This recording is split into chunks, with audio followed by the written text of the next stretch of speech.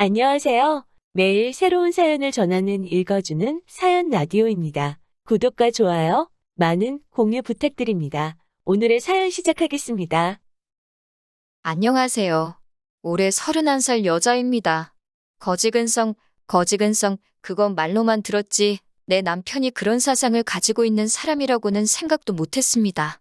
정말 스트레스를 너무 받아서 요즘 머리카락도 얇아지고 평소보다 더 빠지는 것 같고 피부도 푸석푸석해진 것 같고 좋다는 거 다 써봤는데 별로 효과도 못 보고 있어요. 스트레스가 만병의 근원이라는데 정말 열이 받아 살 수가 없네요. 남편하고는 연애가 엄청 길었습니다. 그래서 그런지 제가 30이 되었을 때 자연스럽게 둘이 결혼 이야기가 나오고 저도 다른 사람은 생각도 못했어요. 시댁 상황이 별로 안 좋은 건 알고 있었습니다. 남편은 홀시모 밑에서 자랐고 시댁은 지방이에요. 홀시모 혼자 몸으로 동네 식당 같은 데서 일하시면서 아들 서울로 대학 보내고 취직할 때까지 서울살이 뒷바라지 해주셨으니 어떻게 보면 대단하신 분이죠.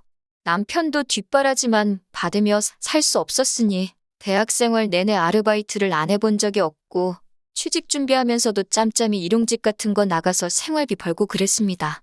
대학생활은 제가 모르지만 취직 준비하는 기간은 저랑 마침 연애를 시작했던 시기라서 그런 모습 보고 생활력이 참 강한 사람이라고 생각했어요. 명절 때도 본가 안 내려가고 서울에 남아 있었습니다. 그때 일손 구하기가 힘들어서 돈을 더 받는다고 명절 아니어도 집에는 언제든 내려갈 수 있지만 같은 시간 일하고 돈을 더 받는 날은 포기할 수 없다는 게 남편의 의견이었어요.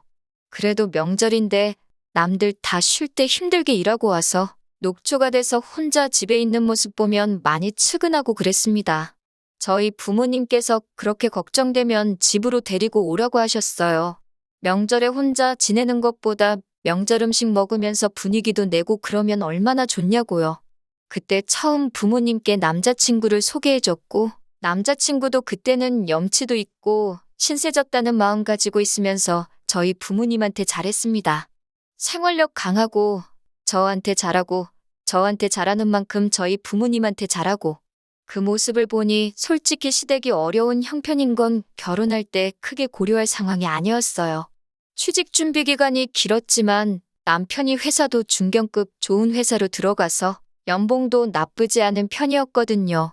취직 기간이 짧으니 모아놓은 돈이 그렇게 많지는 않았지만 그래도 생활력이 워낙 강하다 보니 2년 직장 생활하면서 어떻게 4천만 원을 모아놓은 걸 보니 용하더라고요. 저는 대학 졸업하고 25부터 바로 취직해서 일을 했어요. 월급 많은 직장은 아니지만 부모님이 용돈이나 생활비 같은 것 조금 도와주시고 해서 5년 적금 부어서 1억을 만들었습니다. 남편과 둘이 합치면 1억 4천이었어요. 물론 제가 모아놓은 돈이 대부분이기는 하지만 앞으로 남편이 벌 돈이 더 많을 테고 저는 나중에 육아를 이유로 일찍 일을 그만둘 수도 있으니 크게 개의치는 않았습니다. 문제는 신혼집이었어요. 남편이나 제가 다니는 회사가 둘 다 강남에 있었으면 대중교통 잘 되어 있는 경기권 신도시에 신혼집을 구해볼 법도 했는데 그쪽이라고 집값이 저렴한 것만은 아니더라고요.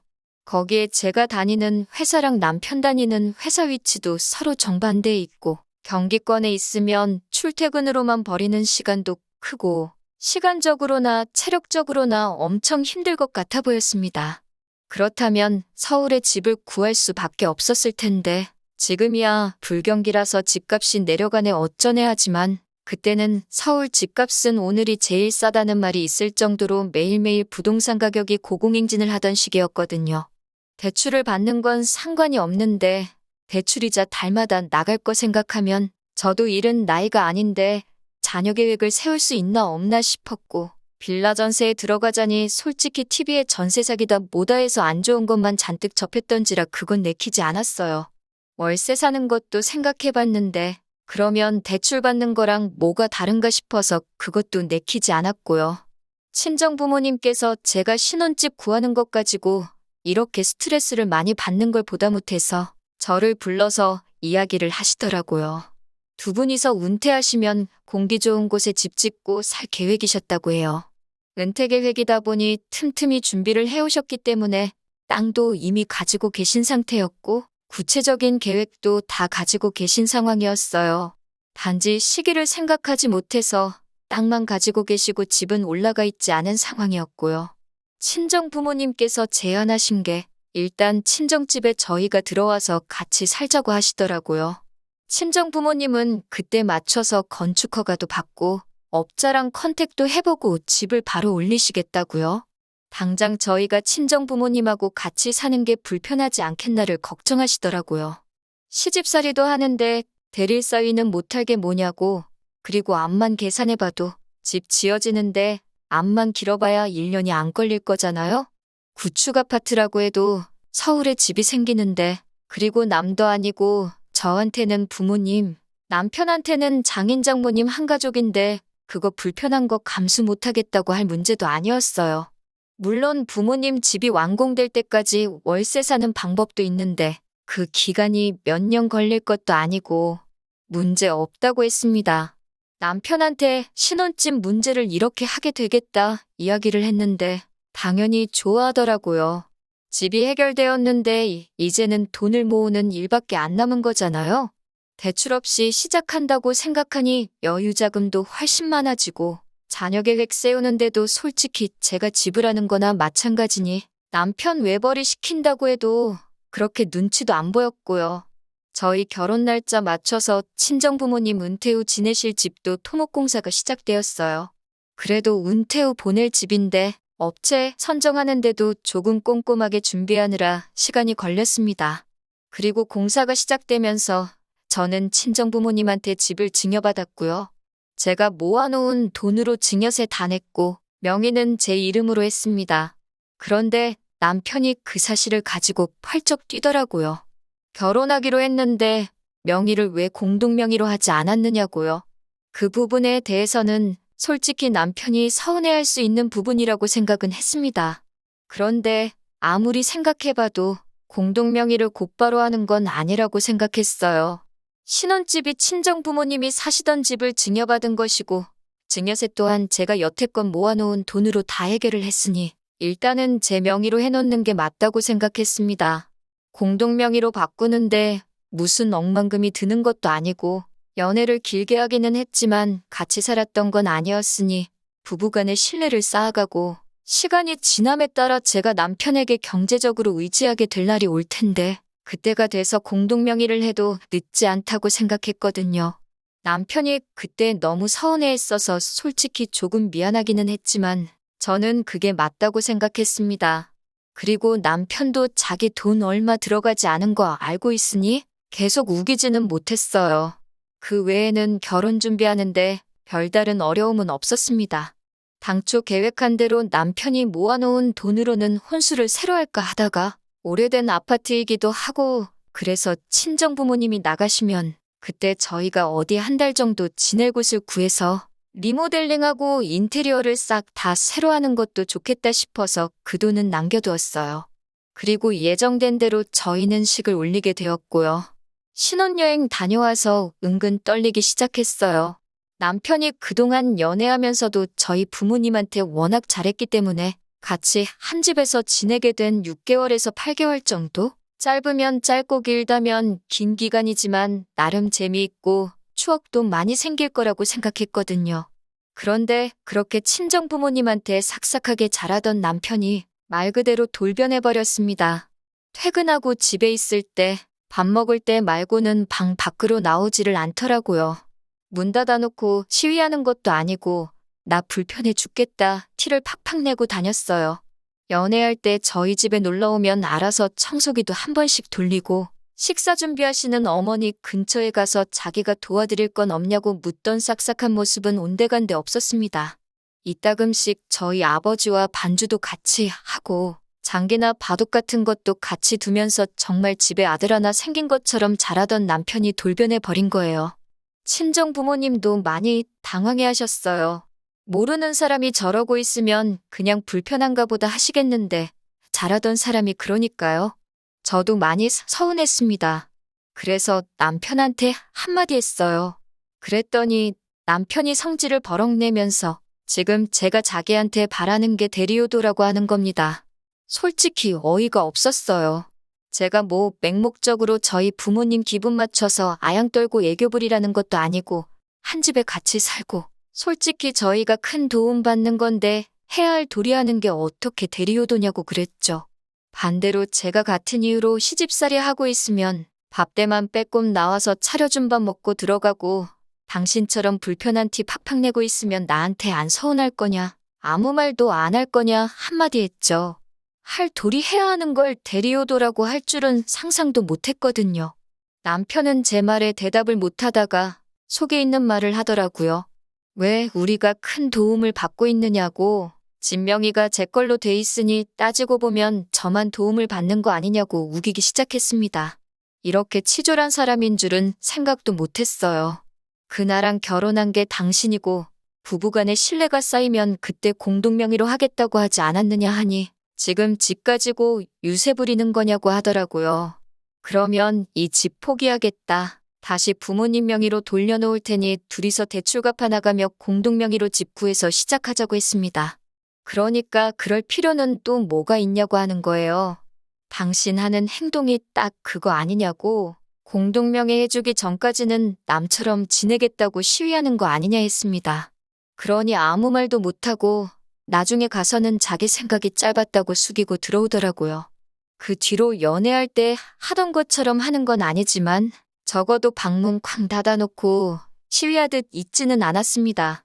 중간중간 친정아버지 술상대도 해주고 집안일 같은 거 조금씩 도와주고 하면서 딱 할 만큼만 하더라고요. 약간 엎드려 절 받는 기분이 들기도 했는데 그래도 친정부모님이 조금 안심한 듯 보여서 저도 길게 말은 안 했습니다. 저희가 친정에서 신세지면서 첫 월급을 받은 날이었어요. 남편이 결혼 전부터 시부모님께 생활비 명목으로 50만 원씩 보내고 있는 건 이미 결혼 전부터 알고 있었고 결혼 후에도 그렇게 하겠다고 미리 이야기가 돼 있던 부분이었고요. 그런데 남편이 난데없이 100만 원을 보내드려야겠다고 하는 거예요. 말한 거랑 다르지 않느냐고 그렇게는 못하겠다고 저도 반대를 했습니다. 그랬더니 남편이 자기가 계산서를 들이밀면서 저희가 한 달 친정에서 지내면서 배달음식 시켜 먹은 금액하고 한번 부모님 모시고 같이 고기 먹으러 다녀온 것, 친정어머니랑 같이 장보고 와서 제가 계산한 것 등등 해가지고 금액을 싹 다 적어놨더라고요. 양가의 효도 똑같이 해야 하는 거 아니냐고 하면서 저희가 친정에서 지내면서 안 해도 되는 지출을 한 거나 마찬가지니 그 돈만큼 자기 어머니한테 드려야겠다는 거예요. 얼이 빠져서 말도 안 나오더라고요. 막말로 배달음식이며 외식한 거며 심지어 장봐온 거 계산해 준 것까지 지는 안 먹었나요? 치킨 같은 거 시켜 먹어도 친정 부모님이 닭다리는 사위가 먹으라고 주시는 분입니다. 다리가 2개니까 장인 장모님 드시라고 거절할 법도 한데 2개 다 지가 먹고 그랬거든요. 집에서 밥 먹는다고 매일같이 고기 반찬 만들어 먹는 집이 어디 있겠어요? 장봐드린 것도 그런 이유 때문에 그래요. 저희 가족 결혼 전에는 평소에 그냥 마른 반찬에 국물도 없이 간단하게 식사 때우고 아침에는 밥 대신 누룽지 끓여서 숭늉 마시고 출근하고 그랬었거든요. 그런데 저희 어머니가 사위 배고프면 일할 때 힘 안 난다고 매 끼니마다 고기 반찬 해주시고 정 없으면 스팸이라도 한 조각씩 구워서 올려주시고 했어요. 자기 처먹은 건 생각도 안 하고 계산 대신 해준 게 효도라고 하면서 불공평하다고 떠들고 있으니 저는 이차로 어이가 없었습니다. 그걸 어떻게 그렇게 계산할 수가 있느냐 하니 나중 가서는 자기도 자기가 억지 부리는 걸 아는지 자기가 가끔씩 장인 술상대도 해주고 집 청소도 도와주니 그런 것도 다 포함해야 한다고 하는 겁니다. 정신 똑바로 차리라고 했어요. 너 지금 여기 삭받고 더부살이 하고 있는 거 아니라고. 오히려 해주는 걸로 치면 부모님이 우리한테 하나라도 더 해주려고 하시지. 그렇게 하나씩 계산하고 들면 나도 똑같이 계산해서 우리 부모님한테 돈으로 효도할 거다 하니 꼼짝도 못하더군요. 왜 그렇게 불공평해하고 자기 엄마 못 챙겨서 저렇게 안달인가 했는데 이때 싹을 보고 아예 일찍 관두던가 해야 했는데 멀리 떨어져 사는 홀씨목 걱정에 저러는 건 줄 알고 이해하려고 들었던 저와 저희 부모님만 중간에서 바보가 돼버렸네요. 아무튼 시간은 흐르고 흘러서 부모님 은퇴 후 지내실 주택이 완공이 되었습니다. 때에 맞추어 부모님 이사 나가셨어요. 제 평생을 부모님하고 같이 지내왔는데 이제 멀리 떨어져 지낼 생각을 하니 많이 아쉽더라고요. 차로 2시간이면 보지 않느냐고. 그리고 두 분 완전히 은퇴하신 거라 당신들이 오셔도 된다고. 남는 게 시간이라고 하시면서 걱정하지 말라고 하셨습니다. 친정부모님 짐이 빠지고 나니 집이 이렇게 넓었나 싶었어요. 부모님이 나간 그 주 주말에 남편이 제일 먼저 한 건 집들이 한다고 서울에 시어머니를 초대한 겁니다. 친정부모님 나가시고 그래도 이제 우리 집이 되었으니 얼마나 자랑을 하고 싶었겠나 싶었지요. 남편이 어머님 데리고 집 소개해주는 동안 저는 간단히 과일 같은 거 씻어서 준비를 하고 있었는데 남편이 친정부모님 계시던 동안 지내던 저희 방을 소개하면서 어머님께 이 방은 어머니가 지내실 방이라고 말을 해주는 걸 들었습니다. 제가 잘못 들었나 싶어서 어머님 계시는 내내 신경이 쓰였어요.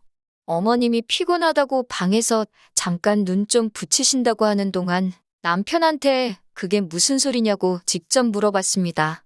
어머님이 지내실 방이라니 그게 무슨 소리냐고요? 그랬더니 남편이 한글도 모르냐는 듯이 어머니가 지내실 방이 어머니가 지내실 방이지 뭐겠냐고 하더라고요. 그래서 지금 어머님한테 방 한 칸을 내어드리려고 하는 거냐고, 어떻게 그런 결정을 나한테 상의도 하지 않고 통보를 할 수 있느냐고 하니 남편이 그게 뭐가 문제가 되냐고 되려 저한테 따지는 겁니다. 여태 장인장모 내가 모시고 살지 않았느냐. 이제 우리 엄마 차례다 하고 당당하게 말하는 거예요. 같이 지낸 시간이 반년이 조금 넘습니다. 토목공사부터 인테리어까지 딱 6개월 걸렸고 허가 문제랑 기타 등등 해서 그거 길게 잡아봐야 2달이 안 됩니다. 그런데 그 1년도 안 되는 짧은 기간을 가지고 우리가 그동안 친정부모님을 모시고 살았으니 이제는 시부모도 모시고 살아야 공평한 거 아니냐고 우기는 거예요. 남편이 이렇게 효도에 미친 사람인 줄 몰랐습니다. 그동안 친정부모님 집에 얹혀 살면서 얼마나 자격지심이 생겼기에 저러는 걸까요? 벌써 시어머니 와 계신 지도 일주일째인데 어머님도 그냥 여기서 눌러 살기로 정하신 건지 언제 갈 건지는 말씀도 안 하시고 우리 아들 덕분에 서울 생활도 다 해본다 하면서 좋아하시고요. 아직 원래 지내시던 곳 정리하신 게 아니니 돌아가시긴 하실 텐데 그건 그거대로 또 문제예요. 난데없이 거기 다 정리했다고 진짜 여기로 짐 싸서 오실까봐 말입니다. 안녕하세요. 4개월 만에 후기 보내드립니다. 공동명의 가지고 치사하게 굴던 게 저런 꿍꿍이가 있었는지도 모르고 그래도 끝까지 고집 부려서 제 명의로만 집을 유지해둔 게 정말 잘했다는 생각이 드네요. 결론부터 말씀드리면 남편과는 이혼했습니다. 저희가 친정부모님 도움받은 건 생각도 안 하고 무조건 시어머니한테 효도할 차례라고 우기는 남편하고 더 길게 볼 것도 없다고 생각했어요. 얼마나 어머님 모시고 살고 싶었는지 평소였으면 꼼꼼히 알아보고 빼도 박도 못하게 진행했을 사람인데 효도할 생각에 하나도 알아보지도 않은 것 같더라고요.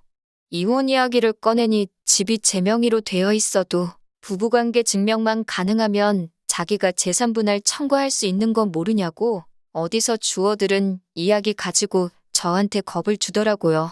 애초에 이 집이 제 명의로 되어 있는 게 결혼 전에 증여받은 거는 염두에 두지도 않고 저러고 있던 거예요. 결혼하고 친정부모님하고 곧바로 같이 살았고 살다가 두 분이 이사를 나가셨으니 집단에는 증여가 그때 이뤄진 걸로 착각을 하고 있던 거죠. 그러니까 결혼 후에 생긴 재산이나 마찬가지니 분할해 가겠다고 큰 소리를 떵떵 치는 거고요. 그리고 모르긴 모르지만 결혼기간이 고작 1년인데 재산 분할 청구를 할 수나 있는지. 어차피 소송으로 가봐야 시부모 봉양을 강요하는 남편한테 이 결혼에 대한 파탄 사유가 분명할 것 같은데 위자료는 어떻게 감당할 거냐고 물어봤더니 아뿔싸 싶었는지 그때부터 표정이 사색이 되더라고요. 원래 이렇게 대책 없는 사람도 아니고 똥멍청이도 아니었는데 참 뭐가 이 사람을 이렇게 바꿔놓은 건지. 결혼을 했으니 부모에 대한 효도도 똑같이 나눠서 해야 맞다는 게 남편의 생각인 것 같은데 이건 누가 봐도 자기 어머니한테만 잔뜩 기울어 있는 상황인 거잖아요. 나중 가서는 시어머니 혼자 계시니까 장인 장모님한테 하는 것만큼 두 명치의 효도를 해야지 공평한 거 아니냐고 하는데 저는 솔직히 남편이 고집 그만 부리고 어머님은 어머님대로, 친정부모님은 친정부모님대로, 그리고 또 우리는 우리대로 행복하자 하고 부모님께 효도는 딱 남들 하는 만큼의 도리만 하자고 했으면 용서해줬을지도 몰라요. 그런데 친정부모님한테 신세는 있는 대로 져놓고서는 혼자 자격지심에 시어머니한테만 효도해야 한다고 하는 저게 저는 이해가 도통 안 된다는 말이죠. 결국 의견을 좁히지 못하고 남편하고는 이혼하게 되었습니다. 이제 와서 갑자기 효도가 하고 싶다면 말리지 않는다고요. 그런데 혼자 하라고 했습니다. 제가 친정 부모님한테 싹싹하게 좀 해달라고 했을 때 대리효도 시키지 말라고 하지 않았느냐고. 우리 문제는 이혼을 하지 않는 이상은 해결되지 않을 문제인 것 같다고요. 결국 효자 남편은 저보다 홀시어머니를 택했네요. 그런데 웃긴 건 시어머니는 아직도 서울에 안 오시고 지방에 혼자 계십니다. 자기 때문에 아들이 이혼했다 죄책감에 그러시는 건지 아니면 대학교 갔을 때부터 혼자 지내던 아들 뒷바라지를 이제 와서 다시 시작하려니 번거로워서 그러시는 건지 그건 아무도 모르지요. 하지만 하나 확실한 건 자기 부모님만 소중하다고 생각한 남편은 모든 걸 잃고 저렇게 혼자가 되었다는 사실입니다. 언젠가 이혼하게 되었을 텐데 괜히 저도 공동명의니 뭐니 제3분할이니 이런 거 신경 쓸 필요 없을 때 빠르게 결단해서 빠르게 이혼해버린 게 참 잘한 일이라고 생각해요. 이미 바닥을 봤다고 생각하지만 나중에 돈 문제 가지고 구질구질하게 그러고 있으면 바닥 그 밑에 못 볼 꼴까지 더 봐야 했을 생각만 하면 역시 이혼이 제 인생의 흠이 될 수도 있지만 잘한 결정이라고 생각합니다. 긴 이야기 들어주셔서 감사합니다. 오늘의 사연은 여기까지입니다. 구독과 좋아요, 알람 설정해주시면 앞으로 더 좋은 사연으로 찾아오겠습니다. 감사합니다.